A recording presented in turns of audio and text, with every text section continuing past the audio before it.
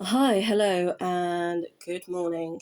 We'll be probably doing quite a few videos today, so depending on when you watch or view what I am putting online, you may or may not understand the beginning of each of the videos that I am viewing, that I'm producing and that you are viewing. So, as I have my little helper with me today, my son, who loves to assist me with everything technology wise, I'm hoping to do as many videos as I can to cover as many subjects as possible. They might not always be shown on the same YouTube channel, but they will be put online as soon as possible, and I will try and make sure they are in chronological order, or if not, that the suitable link is connected to each video to make it easier for viewers to follow and understand. So one of the things that I've just come across just by sorting out one of my drawers at the house is this bracelet. Now, I love bracelets. Don't get me wrong. I think, if anyone was to ever buy me any jewelry, I would say buy me a bracelet or buy me a necklace. Don't buy me earrings because I don't always wear them anymore, not since having my kids. And don't buy me rings. I had this amazing, I've had a few rings over the years that I've really loved and enjoyed, but they've either not fitted me anymore after obviously having my children. I have lost the semi-precious stones that have been in them due to general wear and tear. So, if you are looking at buying a wedding ring, for example, for your loved one, you might want to consider something a little bit more durable, as opposed to something that looks really pretty, unless you want to be resetting the stones every so many years due to basically, usually when someone wears a wedding ring, they never take it off. So it is going to be subjected to general wear and tear. So one of the worst experiences for me was that I actually brought a ring that I really, really liked. I really enjoyed wearing it, but it was a little bit on the big side, and I lost it. And I was so angry at myself for doing that. And don't get me wrong, I have lost bracelets in the past as well. I have these two amazing fair trade bracelets that I brought from my local church, wore them every single day, went to Birmingham, and somehow they managed to fall off my wrists without me realising, and I lost them. So when obviously buying jewellery, think about, why are you buying it? Are you buying it to wear just for formal events and functions? Are you looking at wearing it every day of the week? Or are you looking at, wearing it as and when you can be bothered to do so?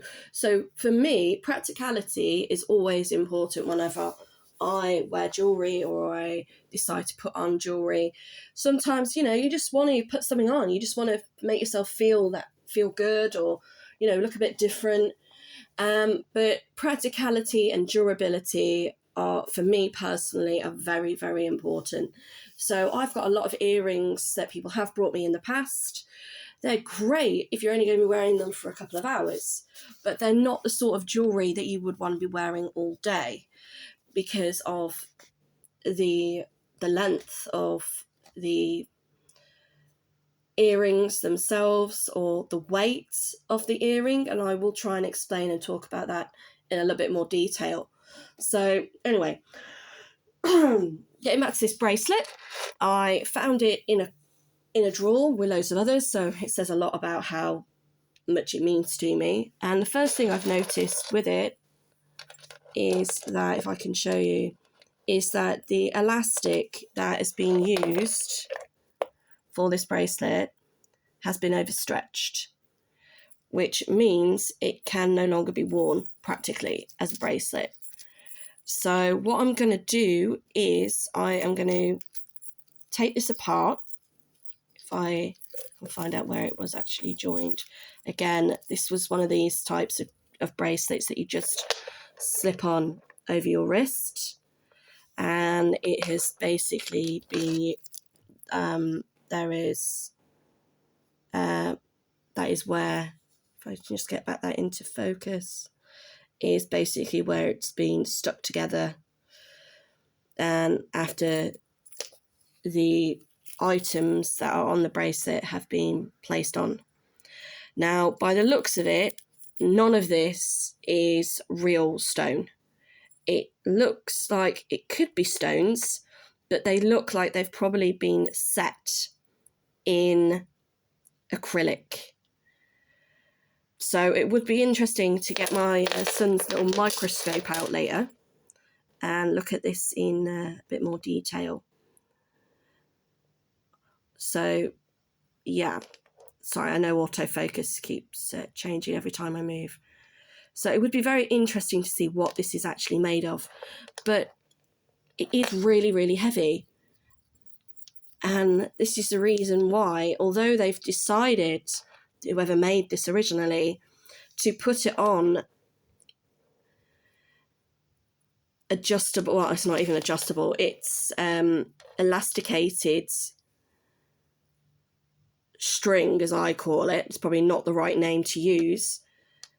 It's basically been overstretched over time, not just from obviously who's worn it, because this is pre-loved jewellery, but purely because of the weight of the bracelet itself. So I'm going to look at reducing the weight of this bracelet, changing the design to my own design.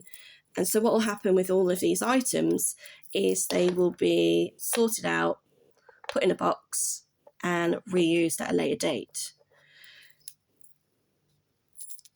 So this is where we are at the moment with one of the items that I have found and clearly is no longer suitable for what it was designed to do, and that it was to be a bracelet around somebody's wrist.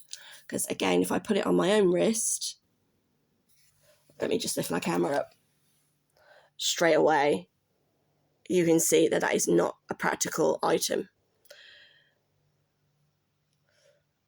So I will, you know what, I really do think that maybe these are little bits of stone that have been put into like a resin mould and then casted. So hang on, let's just set autofocus, go back to where it was. Yeah. So we shall see. And I would probably say that these links that are on here, I will check to see whether they are made of magnetic metal, but they are probably, I would say, nickel, but I'm not 100% sure. So again, when buying jewellery, if you do have an allergy to any metals, which people can have, nickel being one of the most common ones, it's always best to know potentially what jewellery is made from. If they don't know what it's made from, they should be saying unknown. Now, I've actually brought some products that are claiming to be what they call nickel free, and I'm very kind of passionate about that because I know how easy it is for nickel to be used in so many pieces of jewellery, in garments that people wear. And if you do unfortunately have an allergy to nickel, you might not know and until you have a reaction, like with any allergy. So I do try, when I do make things, to be aware of allergies that people may have. And it's even like when I make things for my own children, because I know that nickel is one of those metals that people can have an allergy to. But again, because I do not know what these are, I would have to say unknown.